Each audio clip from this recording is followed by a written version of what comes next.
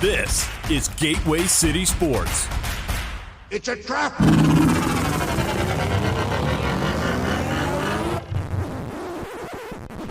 Oh, I'm sorry. Did I break your concentration?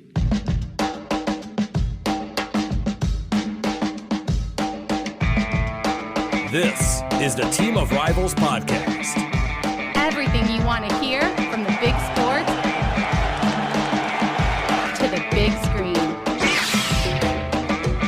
He's all by himself, fires into the end zone. Caught! Touchdown! No! Vaughn into the windup in his first offering. Just a bit outside. He tried the corner list. He doesn't like you. I don't like you either. Time winding down. Michael for three. Yes! She is gone! I don't believe what I just saw! Go crazy, folks! Go crazy! You believe in miracles?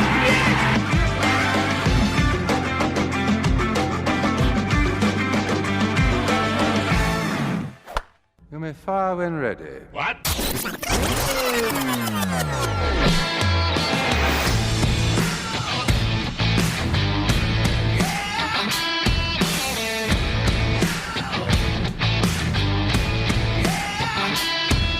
Hey there, Cubs and Cardinals fans. Welcome to the Team of Rivals podcast.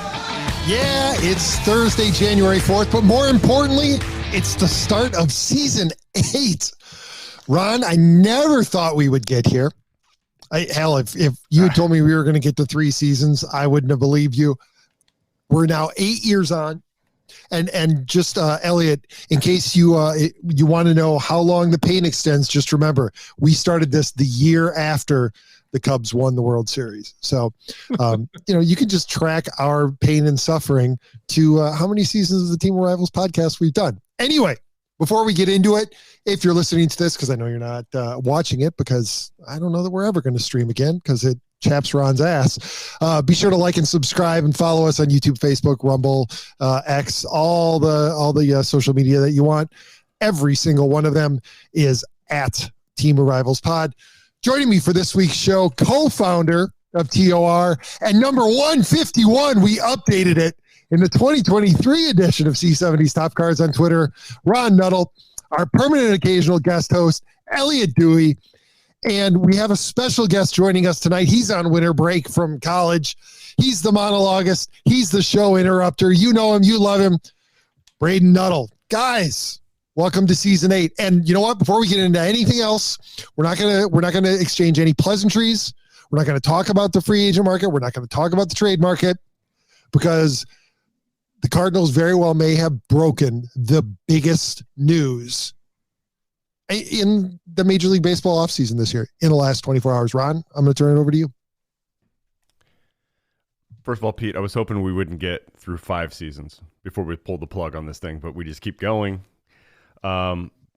Yes, first topic. So I just want to preface this by saying, hey, a big not a press release, but a what do they call them? A press conference was called, and Joe Buck was to be in attendance. So Cardinals fans were wondering what was going on. Hey, Cardinal fans, I'm Joe Buck. Excited to announce that Billy Joel and Sting will be here at Busch Stadium on September 27th. I'll be there. Hope to see you there. And that was it. That was the goddamn announcement. Through the team channels, through the Cardinals announcing a concert. Well, they're obviously trying to keep up with the Cubs and the Rockies, because if you monitor either of those accounts, they announce the upcoming season's concerts all the time. So, they're just trying to get into the 21st century with our modern organizations. I don't know how much people do or do not pay attention that are responsible for social media or kind of the pulse of the fans or anything. I don't understand how you can be so tone deaf in a winter, like winters now, we've gone back to back to back, where you've badly needed to fix something on your team, and you made what I would largely call, although I like the moves, I would largely call it a half-assed effort to do so. and to announce a press conference, to announce a fucking concert in the midst of all of this anxiety. And why even bother putting it out on X? Why even bother? Elliott, I don't recall the Cubs ever doing a press conference to announce Wrigley concerts, even when they first announced that they were going to do Wrigley concerts. Yeah, they don't even release press announcements. They just throw it out on Twitter that this is a new show being added to the lineup at Wrigley. Ron, I have to agree with you. The timing on this is extraordinarily poor. No doubt. Now, having been said, yeah, I will admit to checking my calendar to see what I'm doing on September 27th, because I would absolutely love to see Billy Joel and Sting in concert together. That will be a fantastic concert. I'm old. I'm a loser. I know. Which is pretty much what X said. Both those artists. Which is pretty much what you read on X after this thing was done. And what I wanted to do, guys, is see if we could leapfrog and just read the comments one after another, because they were great. Yeah. I mean, but 100%. Still, I mean, why even bother putting it out on certain social media places like that, right? Like, I don't know, and maybe they put it out there and they never check it, don't care. They don't care what X fans think. But all I can say is that that was your announcement, right? Even for me. But getting Joe Buck to do the announcement, like, you why? had to put some effort in to get him to do that. But and that's another thing. Like, why was that necessary? Like, when you say, when we hear that Joe Buck is in attendance for a press conference, like you, Elliott, I think you said it in the chat. I was like, oh my God, I'm like, the Cardinals are going to get Joe Buck to He's going to return, right? Yeah, he's going to return. Yeah. Because, he stepped away from Fox in terms of baseball and football, and he's only doing ESPN Monday nights at this point. So I thought perfectly feasible. Okay, he's coming home like some announcers do at the end of their, or the twilight of their careers. We've seen it happen before. Like, okay, makes sense. I'm not sure if he's bumping Chip Carey or if he's joining the radio set or what the hell's going on. It would have been a little odd, but yeah, they bring in Joe Buck, one of St. Louis's proud sons, to announce a fucking concert 5 days before the playoffs would start. And I have to say, since we're going to bounce around on the comments, that was my very favorite one, was this President John Mozeliak parody account. That their response was, the Cardinals are going to put a stage in center field 5 days before the wild card round starts. You have to be fucking kidding me. And then what topped it, though, was the Mo's algorithm account that quote tweeted it with, he thinks the Cardinals will be playing in the wild card round. Well, I mean, yeah, point taken, right? It might not matter. And maybe they expect that too, right? Well, you know what? We're taking this year off anyway. We'll just go ahead and start scheduling some concerts in center field. Right. Nobody's going to care. Nobody's going to care. Yeah. So at least there was something to get people a little bit stirred up, but it was pretty silly. And I don't know what to say about it. Like, I knew, and the Cardinals beat writer was the one that, I'm sure he wasn't the first person to get the word out there. It might have been the Cardinals official account, but the Cardinals beat writer, his job is to cover the Cardinals. This is Cardinals news, guys. This is Cardinals news. This is, I mean, got nothing else to announce. Got nothing else to announce. That's exactly right. And there's a reason why the Cubs or nobody else have done this through an official channel like X or like Facebook, is because it's stupid. Why would you do that? That's not why people are following you on social media. Now, I'm like you though, Pete. I'd love to see Billy Joel. I'd love to see Sting. In fact, I'd love to see the Police. That would be something. But I think that reunion concert was a one and done. Oh, yeah. Well, that reunion tour, I should say. I forgot. According to X fans, those are washed up. Those guys are all washed up. They're insignificant now. Yeah. You know what I'm thinking there, but I've got one sitting next to me potentially. So,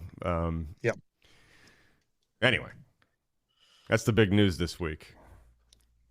Yeah, in the I-55 rivalry, that may be the big news for the offseason, because there hasn't been much going on either end of the highway. Well, I was going to say the Cardinals' half-ass offseason has been better than zero offseason made by the Cubs. So at least you've gone out and signed big league players, whereas the Cubs have signed zero big league players. Yeah, surprising. I really thought the vibe of this year, this offseason, was going to be different than what's happening right now, for sure, right? Yeah, 100%. Especially after the big brouhaha in MLB by the Cubs getting counsel. Right. They've made zero. I mean, I don't think they've made zero effort. I think they put a lot of stock in the Ohtani and probably Yamamoto signings. And everybody kind of thought, okay, once those two guys go, that's going to kind of break open the dam. But there's been nothing. Well, you look. I mean, there's trickling out of the big names left, though, like small names, right? Well, but out of any big names that are potential that are still left at all, like a lot of them are tied to Boris. You know how he does this, and he's done it. Yeah, he waits till right before spring training because he thinks the teams are going to panic and give him as much money as he wants. And that seems to be backfiring him on this year. Hasn't it? I mean, I've seen it several his times. top free agent, right? His top free agent, Bellinger. It seems that the number of teams who are in on him is dwindling, and he may have to get creative on his contract and go back to the Cubs and try and reestablish his value yet again on, some kind of a shorter term contract with early opt-outs. Yeah. Right. Anyway, what do you think about the concert announcement, Braden? We didn't get to you on that. I want to hear your take. Off the top of my head, the only Billy Joel song I can think of that I do enjoy is "Piano Man." That's Elton John. Almost said John Elway. No, but he has a. No, it's not. It's Billy Joel. Oh God, I'm thinking Rocket Man. Holy wow! Man, I'm starting to slip. So, and I do enjoy I was right there with you. The Police. The Every Breath You Take is a great song. That is it's the only song I know. It's in both of those songs. Maybe I'll put some Police and Billy Joel on in the background while we finish tonight. Both of those songs are in my greatest songs of all time playlist. Yeah. So we should have just done that, Pete. If we would actually plan our show, I would have just had a slight hum you'd hear in the background. It'd be all like in a material world, just playing on loop the entire time through. Well, we can go ahead and we can add that in post. Fuck post. I don't like post, and you know it. Especially if you want the copyright strike. We're not. That's another benefit of not live streaming because we don't have to. I mean, we don't have to worry about that. And I don't think enough people download us these days for it to matter. To comment on how old this podcast is, when this started, I was in 6th grade, and I'm now a freshman in college. So, if anyone wants to feel old, that helps. Yeah. And as far as the Cardinals offseason, I've seen a lot of people on Twitter crying, wailing because they're bored and have nothing to do. But, honestly, I would Have you checked out the Cubs Twitter? I'm actually going to... Yeah, no, I'm not on Cubs Twitter, thank God. But, I'm actually going to give John Mozeliak and the Cardinals a little bit of credit because when they signed Lance Lynn and Gibson, people were like, oh, you signed a bunch of bums. Like, what are you doing? But honestly, like, they jumped the market, and I think that was smart as far as they said, years past, we waited too long and got burnt. And if you look at the market now, like, people are like, oh, what are the Cardinals doing? They're not making these signings. They're sitting on their ass. Like, they've spent, like, the 7th, I think, most money this offseason as far as a couple weeks ago. And, the Cardinals aren't the only one where the market is being super slow right now. So, like, if people want to say it's been a bad offseason or lazy effort, let's say in March after they don't sign anybody from this point, I fully agree. But, like, there's enough, like, pretty good talent on the market still where they could maybe sign somebody like, okay, they did what they needed to do. But from this point, I don't think there's been nearly enough to judge them on yet because you look at the teams like the Cubs, Rockies, Marlins, or just a lot of teams that I think the rub for fans, and probably I would guess Cub fans are in this equation too, right? Like, I think the rub comes from looking at what Atlanta and LA do, not so much what your division rivals do. I mean, there may be something to be said there that, in theory, right? Like the Cardinals front office could be like, oh, the Cubs haven't done shit, Brewers haven't done shit, Pirates haven't really done anything, Reds haven't done anything, so we're okay, right? But you're looking beyond that to the rest of the league. What we're looking at is look at what LA's doing. Now, we certainly don't expect either of our teams to go as far as far as they do. But you look at what Atlanta does, and it's like, I know Chris Sale's not the Chris Sale he was years ago. He's still pretty damn good. And to just add as an add to the rotation, they're clearly like, what are they? I'd put Atlanta probably 1, probably the Dodgers 2 at this point. It is tops in the National League.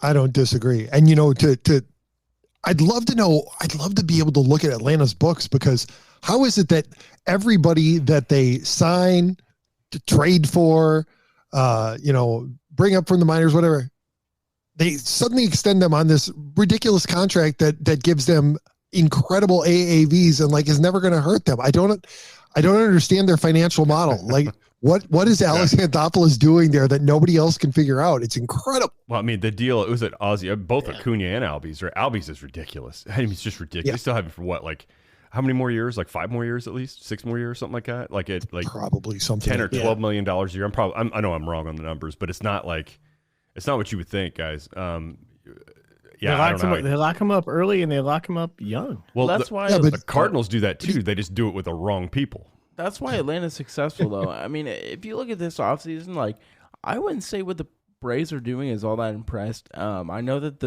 Yeah, but they didn't have to. I know that's the point, right? Well, yeah, they didn't have to. Right. That doesn't have anything to do with, I feel like, other teams' approach to the offseason. I feel like the biggest fault to the offseason this year, I don't think is, much to do, at least for the Cardinals side, because that's what I know most about. But I think the market has really just been really tough this year. So I find it hard to just knack on the Cardinals when, like, the people, like, the 1B group outside of Ohtani and Yamamoto, like, it's not moving at all. So, like, for me, it's just like, I'm just not going to judge me because, Chris Sale is like, okay, that's fine. Like, Atlanta can afford to have that move missed. But if you look at the Cardinals and that's their next starter and then they're done, I don't think the Cardinals can afford Chris Sale, who might not play and, might not be the same who he was. Like, I don't think Chris Sale is all that flashy, especially the people that didn't want Tyler Glass now. Like, what do you think so much better about Chris Sale?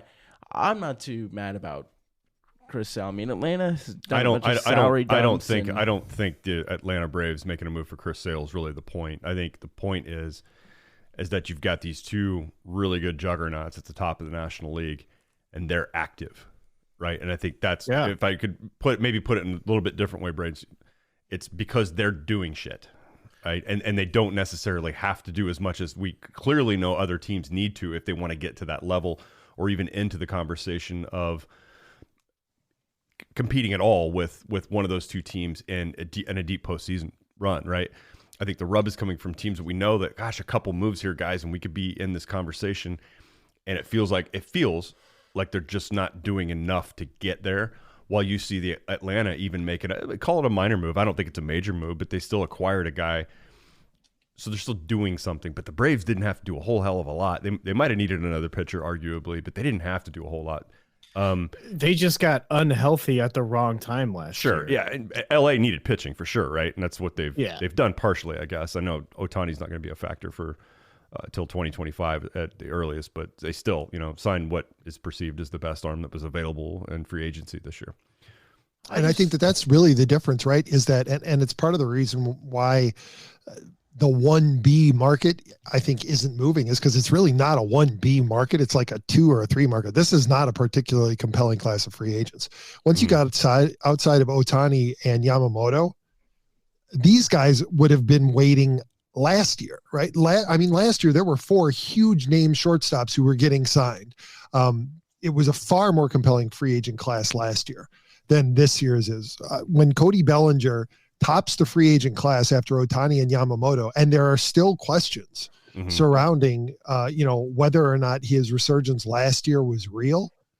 If that's your top free agent, that's a bad sign for the market. And that obviously indicates, or at least mitigates, I think, some of the reason why the market isn't moving is because the teams are looking at it and saying, I'm not going to jump this market. I'm not going to overpay. These are flawed free agents, right? Yeah. Matt Chapman, excellent defensive third baseman, good offensive third baseman, but there are concerns about his injury history. Sure. Yeah. And about his age. And that's why he hasn't gotten a deal. Why hasn't Rhys Hoskins gotten a deal? Because he can't play first base. He's not a good defensive first baseman. He can hit. Yeah. If you're signing him to be your DH, great. but you're not signing him to be your first baseman. Well, that limits his attractiveness to a bunch of teams. Yeah, and I think the some of the short-term deals are the ones I'd like to see a little bit more activity around. I do like 2/3 of what the Cardinals have done so far. I mean, 2/3 of what I've liked, I thought guys, they're such low-risk deals. They're only 1-year deals for Len and who's the other guy? I can't remember. Kyle Gibson. Well, I just have a hard time knocking on the Cardinals when. Are you saying knocking or knacking? Knacking. I feel like it's kind of stupid to just say the Cardinals should make moves just to make moves. I mean, when they have been one of the most active teams, if you think about it, outside of Atlanta, which I don't even think Atlanta's all that flashy. And then LA, obviously, the Padres, you could argue, but they traded Juan Soto, and then they got a couple bullpen arms. Well, the Padres are a whole different story, right? The Padres are one of those things. They needed to do a bunch of shit, and they did. You could argue that maybe they went way too far. I'm not going to go back and listen to anything that I've said in prior years, but Pete, did I say something along that lines? Like they're going to overdo this thing and they're going to have to probably tear it down real quick because we've seen them do it before. Well, and that's what we talked about last year, right? When they went so all in, acquiring all of these players and extending guys and stuff. The three of us talked about it last year, right? This better work. Or they're going to pull the plug. They're going to have to pull the plug. Right. Yeah. And that's exactly what they've had to do. Yeah. And in terms of the Cardinals, like this year, yeah, I've been limited on my criticism, but I still think that there's more that can be done. There's no reason. Absolutely. There's no reason for them to sit around and wait. I think it's and Ron, we talked about it the last time that we were on, and I think that this may affect the market a little bit too. Is there's clearly a lot of uncertainty when it comes to what's going to happen in the wake of this RSN collapse. It's obviously affecting the Rangers, right? The word is that the Rangers are basically done this year. Because they just aren't going to be able to afford to sign anybody. We talked about it when we were talking about last year. When they signed Sonny Gray, right? Did they backload Sonny Gray's contract so much because they don't feel confident? It was the exact same conversation after Contreras signed with them last year because they stopped after that. But I think going back to what Braden was saying, I don't think the frustration we hear is all about this year, what hasn't been done this year. No. For the Cardinals, it's what hasn't been done for 3 years. And so we see this a lot, like this thing where you get one and then you stop. In this case, they got 3 guys. One we're excited about. The other 2 could have upside. If not, it's low risk, and then they're going to play patchwork pitching staff like they did, prior 2 years, but whatever. But yeah, I want to talk about the regional thing because I know we talked about it last year.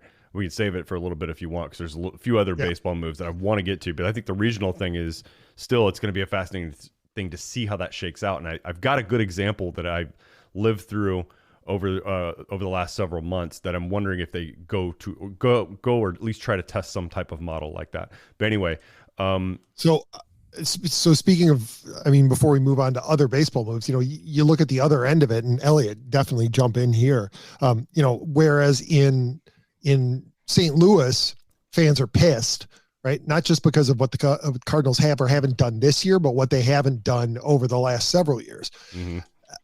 In Chicago, they're panicked because the perception is that the Cubs haven't done anything, right? But if you look at it, right, they missed out on Ohtani, but it's clear Ohtani was never going anywhere but the Dodgers. They missed out on Yamamoto, and he said he wasn't going anywhere except the Dodgers. Yep. And so then you look at all of the other free agents who have signed.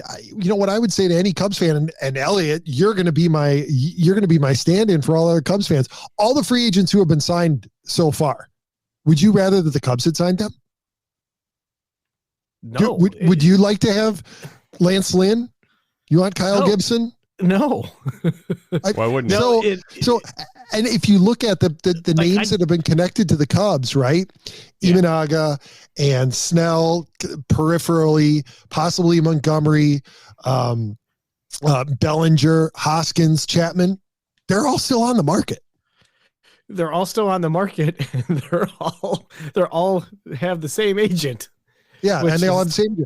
And the other thing that I would ask is, so that's got to tell you something. Like Scott Boras has taken a gamble with all of these guys this year, and it could backfire in his face. Haven't we seen it backfire on him? A little bit. I know Bryce Harper signed a big, huge deal with Philadelphia, but we all thought that was going to be much, much bigger, and that thing drug on forever. February. I think, and there's probably other examples too that have been more recent where he's kind of drug it out, and I feel like the players got kind of screwed a little bit. Like they should have gone earlier, or jumped at things a lot earlier in the offseason cycle, and they didn't. And to all the Cubs fans panicking, let's go back a year. Are you happy that we got Dansby Swanson for $177 million, or would you rather go and get one of the other three shortstops who got outplayed by Dansby Swanson, at least this past year, and at a far lower AAV? Were you not happy with that? Because you were all in the same situation this time last year. Oh, no, we lost out on this guy. We lost out on that guy. We lost out on that guy. And we ended up landing with, at least in year one, the best of the four free agent shortstops. Yeah. Well, you mentioned that, all these guys, Yamamoto, Ohtani want to be a Dodgers. Like, Mozeliak said the biggest reason that he went after Kyle Gibson and Lance Lynn so early was they said they wanted to be in St. Louis. Sonny Gray said he wanted to be in St. Louis. So, like, it's not an uncommon thing, but you look at the market and how slow it is. You mentioned the guys at the top aren't very strong, but I think the trade market is far stronger and way more interesting than the market this year, which I don't think you can really say compared to years past. I think there's much more intriguing names on the trade market. Juan Soto was already traded. You look at Dylan Cease, you've heard Logan Gilbert, Jesus Luzardo, and there is a boatload of teams that need starting pitching. So I feel like that's also kind of a holdup. People are waiting for these guys to move on the market. Do I trade for this guy? So it's kind of a mess, and it's just kind of a wait-and-see game for me for the Cardinals. If they don't do anything from this point on, I'll be frustrated. You are so different than you are at the trade deadline right now. Like, you sound like you've matured at least like 10 years from where you're at trade deadlines. You are literally like a raging lunatic, and now you sound like level-headed. Like that. Like he's not like saying anything where I can jump his ass for it. Like he's right. But what I'm not going to ask you what flipped. I'll ask you when we're done recording. What the hell? Like what? The college experience has enlightened you? Has it mellowed you out? The thing about the trade deadline is it's the shirt. It's such for those of you who have watched the podcast in the past, Braden's actually wearing a shirt on our podcast. So speech and debate clearly mellowed him. So I'll debate any. So he's got emotions there that are fighting to get out, and he's learned the technique to fight them back with a little bit more logic and fact based and fabric. And not so emotionally fueled. That's good. The trade deadline's a whole new ballgame as far as there's pressure. There's a fast deadline. You sent me pictures of guys in Cardinals uniforms. The laziest form. Oh yes, that's all. I just send that to just mess with you. I tell you not to do it to yourself too. It's so funny, guys. Like I don't know if I put this out through our X account or if it was my own, but it was one of those pictures of a player that's either on free agency or on the verge of being traded, like photoshopped into the uniform that people think they're going to end up in. And they've done it. It's been sickening how much I've seen it with the Dodgers, right? Like showing Ohtani in uniform, like actually in a game, and then showing Yamamoto in a game, and it's just like, what's the fucking laziest form of content I can think of? Is. Like it's just it's even lazier. Major League Baseball's account posting facts about Yamamoto and Ohtani's dog. Respectfully, I don't care about their dog. Nobody gives a shit. Yeah, I don't want to get in it off on a tangent on that stuff, but guys, I'm probably at my max annoyance with learning about players outside of the sport, anything about them. I know that might sound cold and shallow to the generations below me, but I just don't care. I don't care because it's an agreement between me as a fan and that entertainment that I'm going to give them my money because I'm watching them do something they're getting paid to do. Well, hold on. I don't care about their dog. I don't fucking care what they like to eat. I don't care to see cute childhood pictures. I know they're people. I know they live lives outside of baseball, and they'll have lives outside of baseball. And a lot of them are wonderful guys. But me, as just a fan of the sport itself, I just don't care. In Major League Baseball, that account is just awful. And it's super awful this year with Dodger Blue. It's pretty sick. It's basically a Dodgers account, but my opinion is just if you want to search for that stuff, you want to find it yourself, like go ahead. But should that to be your main focus? Like, if you want to draw to a there's younger nothing for them to audience talk for about. baseball, there's yeah. so much better things to do. The slowness of the offseason trades and acquisitions is driving them for clickbaity bullshit. Well, but and the thing is, it's nothing against Ohtani and Yamamoto either. Just happen to go into the Dodgers. This is to see that as content throughout the day is like they become the new evil empire. Probably. Absolutely. I think we're all weapons free to be hating on the Dodgers this year. And the problem that I have with it, and obviously, Ron, you're alluding to it, is it's. I mean, yeah, I don't like what the Dodgers have done this offseason and what it sets up for Major League Baseball possibly in the future. But what really chaps my ass is that Major League Baseball has gotten behind it, right? Like, you would think that an organization that's supposed to be promoting the fortunes and also the fans of all 30 teams has decided to go all in on one. Yeah. I almost feel like Major League Baseball is desperate. Like, we have to find our LeBron James, right? Right. And they're trying to manufacture. And that's not the way that baseball works. No. Yeah. Well, and the crazy thing is that the deferment of all that money for 10 years is a bet from LA that, hey, that money is going to be worth less in 10 years to us than it would be now. So with, inflation, the dollar, and how much money that these billionaire owners are making, they'll be able to pay that no problem if that contract fully goes through. And this may not be the last time we see a deal this big, because all we've seen is these deals getting bigger and bigger and bigger for these premier players. And what I don't think any of us knew, and we only found out as a result of this, and which is going to cause, we thought this latest negotiation was bad. This next one's going to be terrible. There's currently no limitation on how long a deal can be deferred. Right. So if you wanted to defer a deal for 100 years, you could do it. And you could put in a player's, his descendants. Pay him $900 million and defer it for the next 75 years. And there's nothing in the current CBA that prevents it. And that is setting up, you're going to have a big market, small market owners fight in this next CBA negotiation. And the players are just going to sit back and eat popcorn, because this is going to, I think the next time around, it's going to be worse than it was this time. Because if this is established as the norm, if the big market teams can do this, the small market teams have no chance. Well, it's ridiculous when you think about it, right? Like, Ohtani's $2 million. He'll be $2 million this year, right? And then I think Yamamoto's 10 or 12 this year. And so yeah, but he got a huge signing bonus. But I don't know if part one side of me says, hey, good on these guys for smart enough to figure out how to do this a little bit different and make it work for them. But when that happens, of course, small market teams are like, what? Ohtani's getting paid $2 million this year. You're telling me that we couldn't have pulled something like that off, right? That's going to be but they can't, right? Tampa Bay can't take on $1 billion in liabilities and ever think that a bank is going to support them overextending themselves, because they don't have the financial structure to prove that they would ever actually be able to pay that out, which means that immediately half of the league is out on a premier free agent like that. Well, and you think about what's happening with regional sports networks, right? Like TV revenue and everything else. It's not a very bright horizon right now for that stuff. So to your point, Pete, it doesn't look, even for small market teams, medium market teams, whatever, like the future is packed with a ton of uncertainty, TV revenue being one of those. Give me a salary cap. I saw some wag right after the Ohtani signing, and I wish I could remember who it was, because I would love to credit him.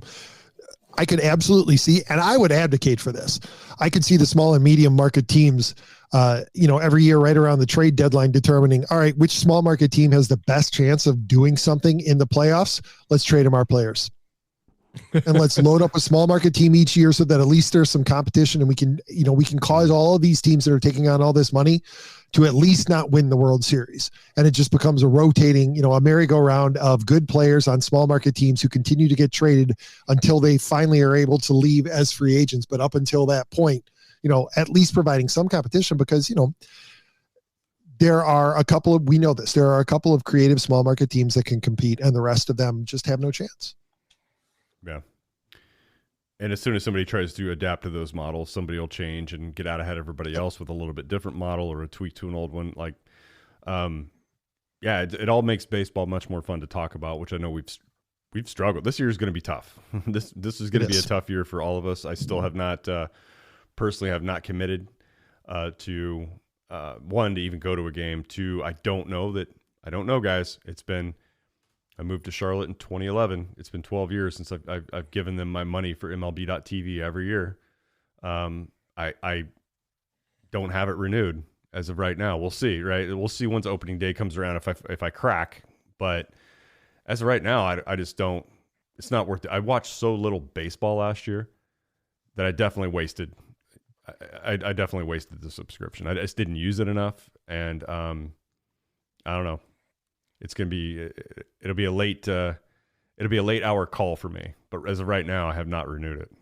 I've actually canceled it. I'd love to see the move to Amazon Prime. Just make baseball just watchable. Yeah, before we get to baseball video, because I think that's a topic I do want to talk about, because it's it's probably the most interesting thing baseball has to offer to me right now is what the hell they're going to do about broadcasting games, getting their games to fans. But before we do that, there is one splash signing, and I think by the New York Mets, which I think is worth noting. Well, Harrison Bader, he's another bum. All the Mets sign are bums. Bum, bum, ba, bum. All the Mets sign are bums. It's courtesy of Frank Fleming, Frank the Tank of Barstool Sports. He's a big Mets fan who often, if you could pack all of the rage in Twitter in any given minute, like if you could take 5 minutes of Twitter on any given day and just pack them all into one human being, it would be that guy with the New York Mets. Which would explain his body type. I know he's lost weight, yes, but still, he's clearly saving all that range in a physical manifestation. Yeah.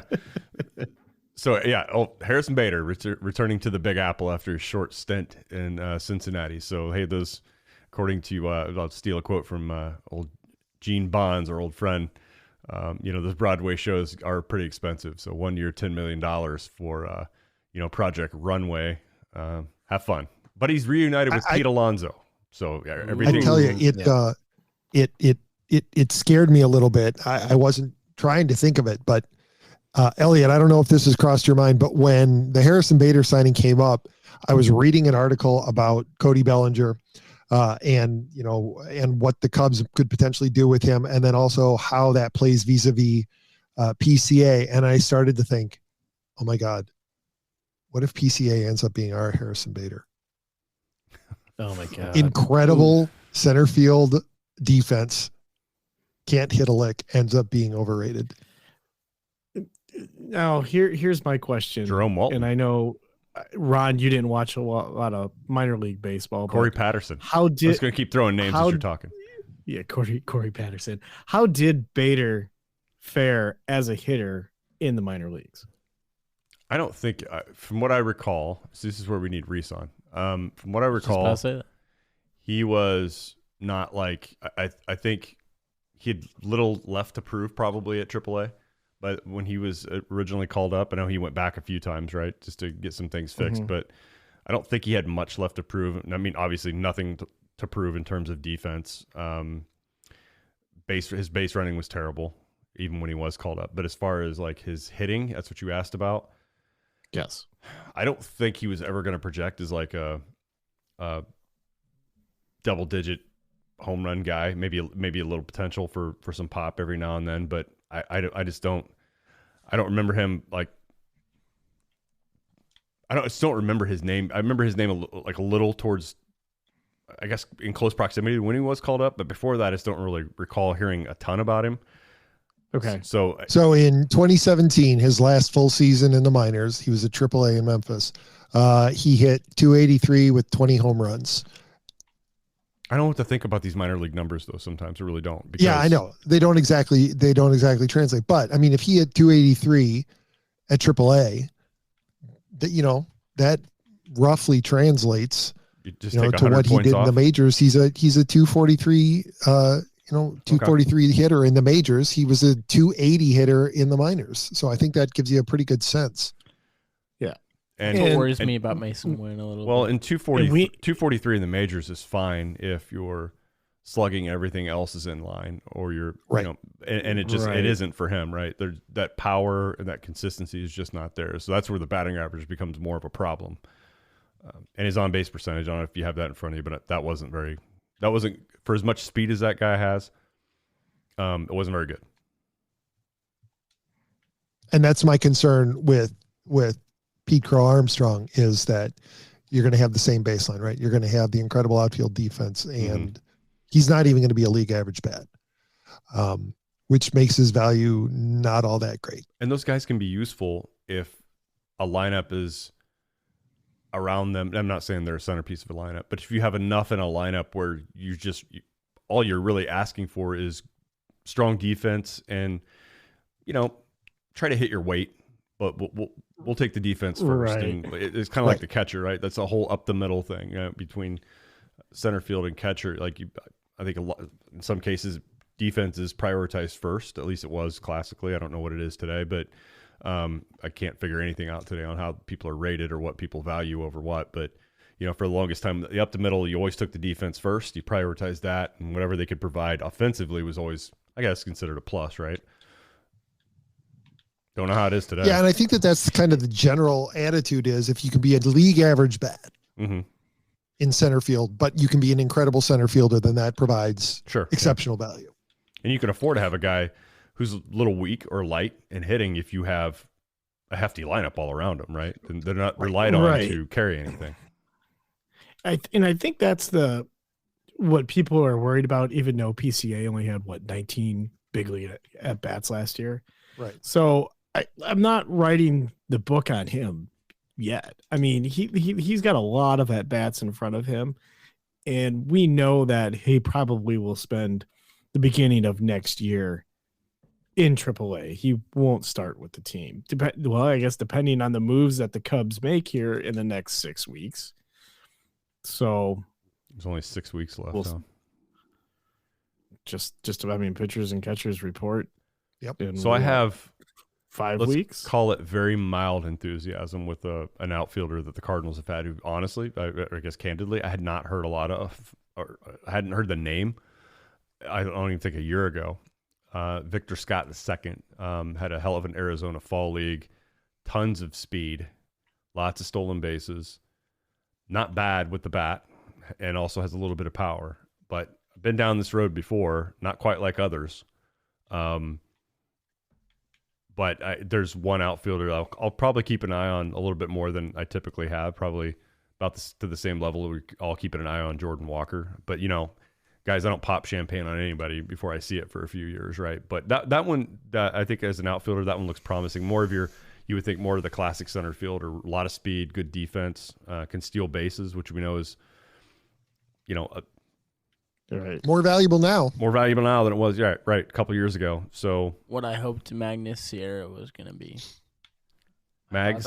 I thought that Mags didn't pan out. I thought that kid was going to be the real deal. That's okay. We threw in Gallen and Alcantara into that deal. So I didn't even know Gallen or Alcantara at that point. I thought Sierra, I was like, oh. Sandy was an A. He'd made a few appearances on the Cardinals, but he had some promise, right? He had one of those, you'd call it a lively arm. But maybe just young and inconsistent, hadn't developed fully yet when he made a few appearances. So at the time, the Cardinals thought they had a lot more depth in the farm system and guys that were coming up and ready. And what we found out, post Ozuna trade was a lot of those guys they were betting on, kind of a theme with that team, right? A lot of those guys that were betting on the minor leagues, they missed on. They missed on Dakota Hudson. Was probably one that stands out. They've missed on Woodford. So they missed out on a whole class of pitchers they thought were going to be like the next, let's say Matt Morris or trying to think of some other solid rotation guys. I'm not going to go as far as like a Adam Wainwright or anybody like that, but I think they thought they had some solid options for starting pitchers in the years to come, so they could part with one of them. And they chose the wrong two of all two. Man, the Ozuna trade looks worse and worse. I don't like to think them, but man, that was gotta hurt. I don't blame them for that though. Well, they needed a bat, and they thought they had arms, so I understand their logic. And at the time, I liked the deal at the time because the Cardinals desperately needed something of a threat in the middle of that order. And Ozuna was solid for. He was solid for a year before that. He had a really good year before that, but he had not established. I guess if we were to look more closely, he had not established that. Let's just call it that body of work, to where you knew, instead of looking at him and go, that guy had an outstanding year, hope it continues. That's kind of what the feeling was. Different than a guy like Paul Goldschmidt, who had established that over 4 or 5 years before he was ultimately dealt. So you kind of knew what you were getting long term there. It was a lot of consistency. It was a sure thing. Ozuna was, very promising because he had that one really good year. And but the thing is, as far as Gallen and Alcantara weren't very highly rated prospects, and you look at the Brewers, who Christian Yelich, same thing, was iffy, inconsistent, had a really great year. The Brewers bought Christian Yelich for Lewis Brinson, who's a huge bust, and Christian Yelich had that super memorable MVP 2018 year, right? MVP with the Brewers, and he's never been the same since. He had a solid year last year, so I mean. You could, I don't know, you can go hand in hand with that. You do a whole show on who broke Christian Yelich. Like, when did that happen? Oh, it was when they caught on to him getting signals from the outfield scoreboard, the lights. I forgot about that. Wasn't it the bullpen signals too, or something like that? Like, yep. Yeah. It was his steady diet too, of him and Bellinger, that 2018 MVP. Still probably hottest mom in baseball, I'd say.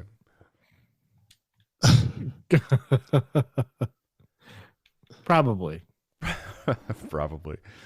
All right. Last thing I do want to touch on here is just how are we going to watch our teams in 5 years? I know the Cubs have put a lot into this marquee network. I think something like that probably sticks around.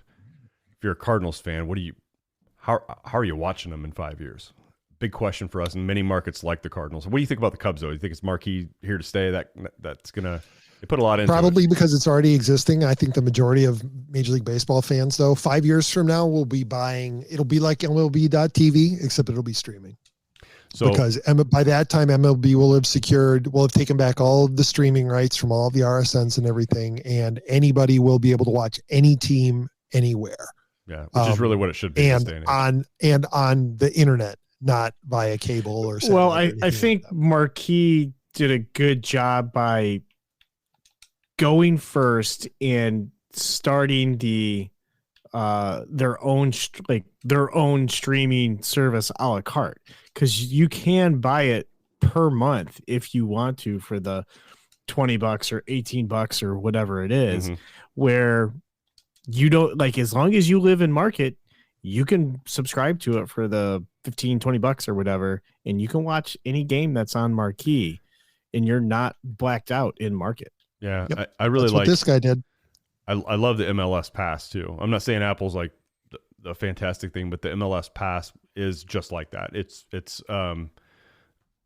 any team, anywhere, no blackouts. But I guess the catch is that's really the only place it's available during the regular season. I think they had some of the Cup games that were on networks towards the end of the year, but the rest of it was all you subscribe to that service. Is like $11 a month, and you could watch anything anywhere. And I just kind of envision at some point in time, and MLB.TV, they already have that in place, right? So I think that's right. Feels like that has to be where that's going. I would think. Yeah, and they won't even need to brand it or remarket it or anything. It'll just be MLB.TV available, in the App Store. Yeah. I guess the Amazon Prime thing has thrown a little bit of an interesting twist in this, though. Like I think they are gonna jump in on a couple teams, I believe. Stream those. I think they should. They have the clout to do it. I mean, their Thursday night football has been pretty successful. Everybody has Amazon except for Prime. The actual games. The games have been awful. Al Michaels, Herb Street, and Al Michaels. Yeah, no, I think that team has done pretty well. Prime has done pretty well on Thursday night, and they already have that infrastructure in place, so we know they're capable of doing it. Apple, Yes. I don't know, maybe they're a dark horse in the whole thing. They do that Friday night game too. Now they get unlucky on some of the games they pick too, but the Friday games, their broadcast is actually pretty good too. I've seen them all. Well, I tell you what, they're the only service that does it in like true 4K format, and it's fantastic. Yeah, as much as I hate that it's on the Apple TV service, it's really great quality. It's some of the best quality for any of the baseball streaming services out there. Which And I got to tell you, I think their scoreboard bug could use a little tweaking, but I did like how unobtrusive it was. Mm-hmm. I'd like a little bit more information, but I like the fact that it's not dominating the whole screen. That for them, at least last year, the focus was the actual game. And they give you kind of a little bit of that Amazon AWS extra info and stuff like that you normally don't get on like a regular broadcast. So it'd be nice if you could turn that off. You know, that you can just that it's like closed captioning. Right. Well, if you want to add it in, you just tick a box. The feature they added to MLB.TV that I absolutely love, and I use it all the time, is you can choose the audio feed you want. So you can go with the broadcast team that's on TV. You can switch over to the radio guys, which I think is great. Yeah, that's what I was gonna say. Apple TV games of the week or whatever. I think they need to get some more well-known professional broadcasters. I think they're professional. We just don't know them. Well, But I think they did okay. Yeah, I don't know. Some more well-known guys. I think just for if you're Apple TV game of the week. I don't know. Some of these guys, I'm just like, man, I'm getting kind of annoyed listening. Yeah, I mean, it was their first year, but I think after this year, you'll maybe see them get like some bigger names for some bigger games. I want a half, half-loaded Rick Sutcliffe on the broadcast. That would be amazing. Like if you think about it, if you take a look at the way Apple TV Plus first rolled out, right, when they had the morning show and they had that Jason Momoa show and everything, and it was a big deal. They're like, whoa, they got Jennifer Aniston and Reese Witherspoon on a series on Apple TV. Whoa, what a get. Carell for that first Nobody blinked. Nobody mentioned it when Martin Scorsese partnered with Apple on his latest film. Right. It was one of those things. It was like, yeah, okay, well, sure. Of course he did. Right. That's the way it's going to be. Right now, Apple TV Sports is rolling out and they have to get some legitimacy in the broadcasting community. But you watch the next time that you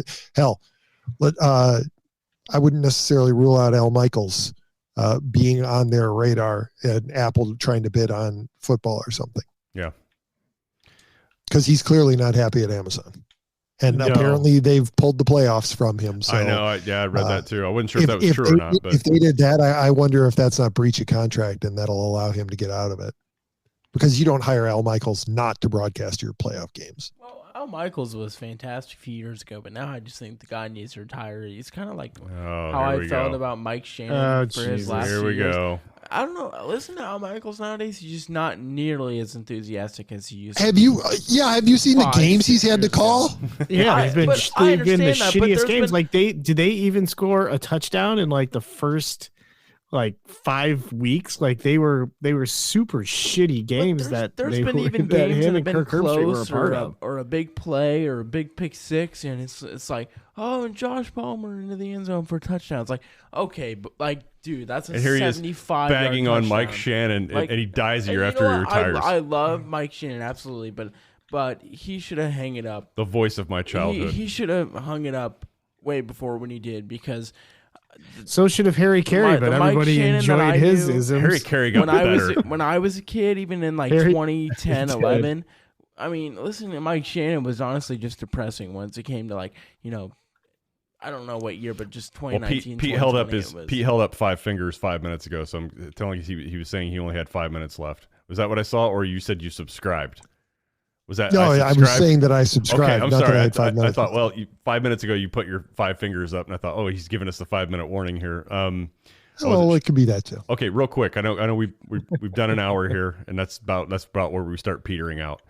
But before we do that, Fields, Bears, pick number one. I want to go round table here. Now, I'll ask the Packers fan first, which I got to suffer through the game on Sunday with him in the house. Jesus Christ.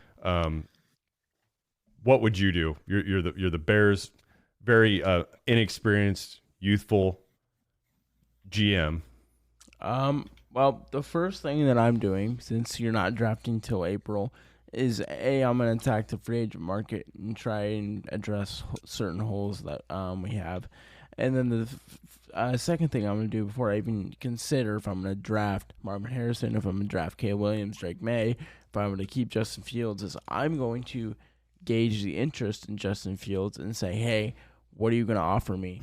Find out what the offer is. If you like it, and you do your homework on May and Williams, there you go. If offer's not good enough, you know what? You've built this thing for years. You've kind of come up on the cusp the second half of the season. You might as well give the kid one more year, one more shot, and build a team around him. If he sucks next year, you don't make the playoffs, he's done. So I think there's different avenues they can go for sure. So, but the thing is the QB class going to be as good next year? You don't know. I think the Bears, there's a lot more homework to do before draft day. You kind of find more out about May and Williams' camp. Do they want to be in Chicago? Is it going to be an Eli Manning situation? So I feel like there's a lot more news to come out and a lot more time to progress before we know or what I think is right for the Bears to do. Elliott. I am keeping Justin Fields. I am trading down to get something from somebody who wants a quarterback, maybe twice, as long as I know that I am getting Marvin Harrison Jr. What's that? Commanders? Get their second Commanders. Pick? Yep. And then, and I'm getting another wideout that is going to give Justin Fields a true second person to throw to open up the field a little bit more, and it will help with your tight end as well. I mean, I know Cole Kmet had a pretty good year this year. He was, I think, number 4 this year in pretty much all statistics, and he was pretty fantastic. I was impressed. And then you go get yourself another defensive guy and one more offensive lineman. And I think if you can hit on those 3 picks, if Marvin Harrison Jr. is the guy who we all think and hope that he is, and you can hit on another good defensive guy and another offensive lineman, I think the Bears can be a legitimate 11-12 win team next year. Petey, I can't wait to hear this one. I think I know what you're going to say. We're saving that one. That one's going to go in the soundboard. That one is going to go right next to Ian Happ hitting 15 leadoff home runs. I missed it. The Bears are not winning 11 or 12 games next year. Oh, yeah. Okay. The Bears are not winning 11 or 12 games with Justin Fields. Hey, Elliott, I'll save that one. You know what Pete just said. Oh. The Bears don't lose in the final 4 minutes of 3 different games. We're telling a different story this year. Yeah, but they did lose. So. I understand that. Right, I don't know. Do you? Pete, questions to you now. Look, I can't disagree much at all with what Braden said. I think it's too early. Justin Fields is not the answer, but I don't know that Drake May or Caleb Williams are necessarily a better option. And so I think that you have to do your due diligence. You have to see what other teams are willing to give you for the first pick, and also what they'd be willing to give you for Justin Fields, and then determine where you think you can get the most value. Gun to my head, whether or not they trade the first pick, I'm taking Marvin Harrison, and then take your chances with where you end up and what moves you can make. And get another quarterback if you're not confident about Justin Fields. He's played better, but you know what? He did this last year, right? He started out the year last year and he was terrible, and then at the end of the year he got on a hot streak and he looked great, and we were all sold that he was the answer. And then he did the exact same thing again this year. He looked lost. He still holds the ball too long. I read a stat today. He holds the ball on average over 3 seconds before he throws it. That's by far the worst in the NFL. And you can't do that. The defensive linemen are too quick. You can't hold the ball for 3 seconds. And when he decides to tuck and run, all he's looking to do is run. He's not keeping his eyes downfield. And I don't think that that's the solution long-term for success in the NFL, not the NFL the way that it is now. Here's the problem. if they decide to move on from Justin Fields, we're back on the quarterback merry-go-round again. It's like every 3 or 4 years, the Bears get another quarterback that they get enamored with. They don't provide him the proper support. They don't provide the proper coaching. You get a whole new regime, and then we draft or trade for another quarterback. And every 3 years we do this. And then we fire the GM, and then we fire the GM, and we fire the head coach, and we start all over again. So it is a hamster wheel that we risk falling into again. So I'm kind of, Pete, I agree, but I think Braden said it pretty well in the beginning. Yeah. I agree. I think we're all kind of humming the same tune here. Except Elliott. Elliott is all in on the Justin Fields train. True. I'd say this though. I think at the end, I think we all are. I'm not convinced that either of these guys are the answer.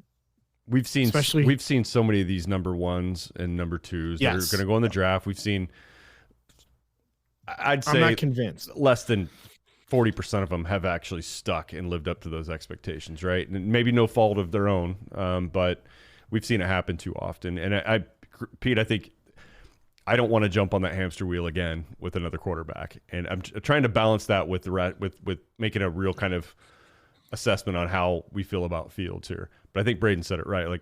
But I disagree a little bit, and I think that's the first decision you need to arrive to, because that should impact a lot of other things you potentially do in the draft. So I think they have to know what they're going to do there. So I think that's the thing that's going to have to be attacked first. Gun to my head, I think you stick with Fields and you draft Harrison first. Don't even take a chance of somebody else grabbing him. Give Fields another target. Point taken on Fields, starting off both last 2 years like shit and then looking a lot better in the second half. But there's a common denominator there. He's been under 2 new head coaches in those 2 seasons too, with new systems, new everything, right? Maybe, I'm just saying maybe that's been part of the problem, that if they do stick it out with Eberflus again for another year, that maybe a second year, maybe, just maybe, Fields doesn't have that. Maybe he gets out of the gate like we would expect him to, a second full year with the same guy. I'm just saying maybe. That could be a factor. Yeah, but Luke Getsy is not the answer. Say that again. I didn't Luke Getsy is not going to be here next year, which means that he's going to have another OC. So we're going to go through this all again. He may have a different head coach. If you want a really good, unbiased take on if the Bears should move on from Fields or draft another quarterback, regardless of your personal opinion, Stephen A., he's got a lot of takes that are, very dramatized for TV, whatever. But I watched his recent YouTube video on his channel or whatever. I think it's 10 minutes long. I think it's worth a great that's watch. Too much football talk for me. So he lists just straight the numbers and the facts. How is he yelling the whole time? No. Well, I'm not listening to it. This is so. I just think it sums up really well as far as Ryan Poles didn't take Fields. It's not his QB. Maybe does he want to move on? Does he want to pick his own guy? I think. Apparently, Matt Eberflus wasn't Ryan Poles' guy either. We just found out this past week too that he got overridden by the 2 that we thought, hey, these guys aren't making the decision anymore. Oh, the Bears. I mean, it all boils down to that's Bear, right? Right. I mean, I think the thing ultimately when it comes down to the draft, the thing you got to keep an eye on is the Cardinals. Because if the Cardinals somehow manage to slide the Cardinals to the number 2 draft pitching this year. I know what you're talking about, man. I'm just kidding. Yeah, go ahead. You're talking about if the Cardinals slide to the number 2 pick, they're taking Marvin Harrison. They're not going to move on from Kyler Murray. Right? We know that the Commanders are going to take a quarterback. We know that the Patriots are going to take a quarterback. Yeah. But if the Cardinals are sitting there at number 2, they're a threat on Marvin Harrison. Yes, absolutely. Yeah. I agree. That's why I think if you don't have a legitimate taker for Justin Fields, and I would demand something pretty high for him still. So I still think under the right system, maybe with the right group around him, he could actually be a really, he could really be an impactful quarterback in this league. And if you can get the right team up there in the draft high enough that is willing to give you if the Bears get, I know fantasy land here, but let's just say who has the second pick? Currently, the Commanders. So if the Commanders wanted Justin Fields and they would give you that second pick, I'd probably do that in a heartbeat because then you could get your new quarterback. Yes, you're back on the hamster. That would never happen. No, it's not going to happen. That's why I said that's why I prefaced by Fantasyland. That's not going to happen. But that would literally it would take a move like that before I think probably move off him so quickly. He got all these pieces in place now. I know he's still a question mark, but he shows potential. I agree. We're all on the same page here. Like for the most part, I think what's going to happen is he's going to be our quarterback next year. I'm going to be fine with that as long as they get him another good target to throw at. Elliott, to your point, they need to address a little bit on the offensive line and a little bit more defensive help too. I don't even think it's. I mean, Marvin Harrison. If you can get Marvin Harrison, it's a great pick. I don't even think it's the weapons that's the problem in Chicago. I think it's player development. I think it's coaching. And if Darnell Mooney's your number 2, there's ownership. a problem with your weapons out on the field. But honestly, and this I'm not being a biased Packers fan when I say this. He has Cole Kmet, who's on the rise. He has DJ Moore. But then you look at Green Bay, who has had Aaron Rodgers, Brett Favre, and now Jordan Love has looked exceptional in the second half of the season. He has 16 touchdowns and 1 interception. And Christian Watson's been hurt the whole year. Jaden Reed has been on and off the injured list, who's a rookie. Tucker Kraft and Luke Musgrave, both rookie tight ends, off and on the injured list. Deontay Wicks, 5th-round pick, who's been really shown a lot of potential this year, on and off the injured list. I mean, where does it start for Chicago when it comes to this issue? I don't think it's as much the players on the field as is coaching and as is ownership. I think the biggest problem with we're not going to. I don't think we're going to disagree with on either of those two fronts because, like the quarterback, the coaching staff has been a revolving door for many years, and the ownership has probably. I think all of us would vote on a change in ownership, but we know that's not going to happen in our lifetime. 100%. Likely. So, anyway, okay, interesting. I'm actually interested in the draft this year. I know we don't get to see our team draft first very often. Part of me hopes they keep it. And then part of me fears that they will trade it off for some dumb shit, maybe later in the draft, or maybe try to. I don't know if Ryan Poles can pull off the kind of trade that he pulled off last year. Yeah. Then go ahead and do it. I don't want him to do it this year though. Like I want that receiver. I really do. I don't want I him do to too. I don't want him to do it this year. But I think that as long as he got lucky. He got a little bit of luck in that too, Pete, because that deal you made it with Carolina. And thankfully, they were desperate, and they came through for you, and they sucked, and so you got the number 1 pick. So exactly. Yeah, but I don't think that you're gonna. I don't see them trading this year's number 1 for next year's number 1. I don't see any of the teams that would potentially do it, especially seeing what happened to Carolina this year. Mm-hmm. I don't see them paying that kind of a haul, but you may be able to get some quantity this year and a legitimate player or two this year. I think it all revolves around though that Seattle-Arizona game, man.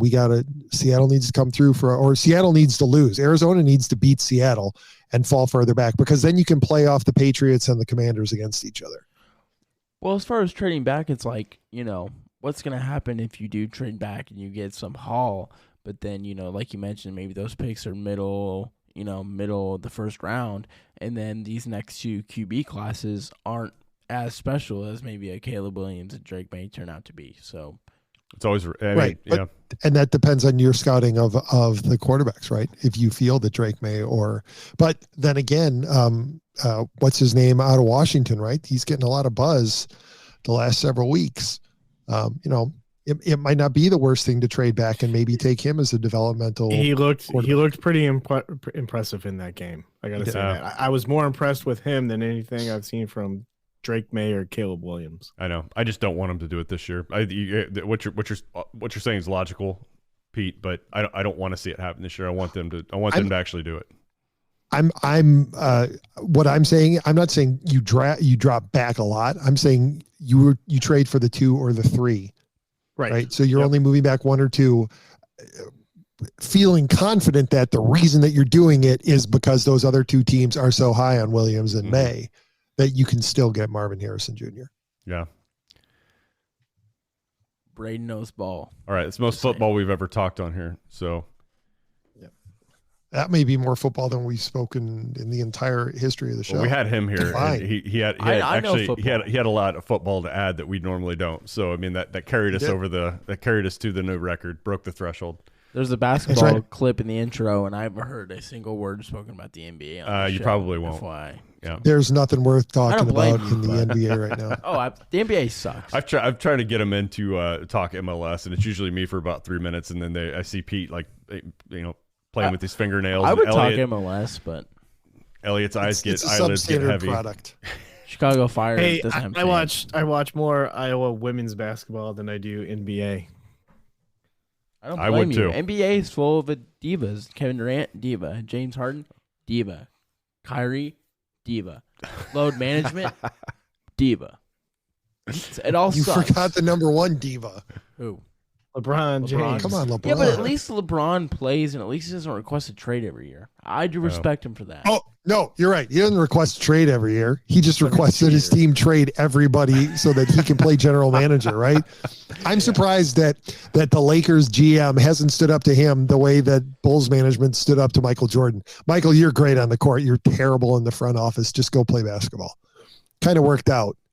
It did. It did. It's the woke culture. Until it didn't. If you enjoyed this episode, don't forget to leave a comment and subscribe. And if you want to help spread the word, please give us a 5-star review and tell your friends to do the same. We're available on Apple Podcasts, Spotify, and wherever else you listen to podcasts. I'm not going to mention the live stream. Be sure to check out the other Gateway City Sports Network podcasts. For example, the Derek King Sports Show. I've got my hands up in the air. I don't know. You don't know? Just skip it. Ron doesn't know. Skip it. Too late. You can find Braden on social media at where are you at, Braden? Nowhere that's important. You'll find me in 5 or 10 years on your TV where that'll be important. So just wait till. All right. And you can find Elliott on X at TOR_Elliott. And if you're looking for number 131, you can find him on X at TR_Ron75. And who cares, right? Like, did I say 131? I'm sorry, 151. 151. I knew it fell backward a bit. I was off. I went to the 29th day, and I'm like, do I really want to start this over again? And I reactivated it. I don't know why I did that. Because you had to see where you landed. All right, 151, take us out. All right, Pete. Well, thanks for taking us out, and I would love to tell everybody on here, hey, same time, same place next week. The whole we love you all so much. Bye-bye, everyone. But I don't know if we'll be doing it again next week or the week after that, the week after that. It's and I don't know if we love you all so much. I used to, and I'm kind of like, it's like a marriage, guys. I'm just living with you now, and I don't know if I do love everybody that downloads this show anymore. I do. We'll figure it out if something happens. If something happens, his grip on and something happens. The base. Let me tell you this though: the baseball content likely over January, February, unless the Cubs get off their ass and start doing something. The baseball content's going to be pretty light, I think, for a little while. So I don't know. Maybe we'll find something else to get on here and talk about. But our friend Elle did start a new show. I'll have to listen to that. She's doing some YouTube. It's probably on a podcatcher out there too somewhere. I'll find out about it. Yeah, she started her own first thing. Episode was released today. Right. Okay. Yeah, I'll check it out. I On saw her YouTube. tweet about it. Bears Packers post podcast unless the Bears lose. Bears Packers post podcast. Then there won't be one next week if the Bears lose. Oh, but shit, if they that'd be win, you can interesting count one. on it. Be really interesting. I hope your dad gets to laugh in your face so loud on Sunday afternoon. And if Fleur is 9-0, one of those great positive Ron. Well, Ron, we're gonna need. I'm gonna need you to look at Annie and Johnny Agar's social media accounts, just so that you can get some inspiration for how you need to treat Braden if the Bears win. Just take some inspiration from how Johnny treats not his beaten the sister. Packers since 2018. Okay, well, and whatever. I was in 7th grade. What's funny is I'm actually there are 3 houses, like 2 across the street, 1 right next to me, all Bears fans, right? So I'm thinking about just inviting them all over on Sunday. And undefeated, never lost. All right. Well, I do love most of you very, very much, and we'll talk to you when we talk to you. It might be next week, might be the week after. Who cares? Until then, bye-bye, everyone.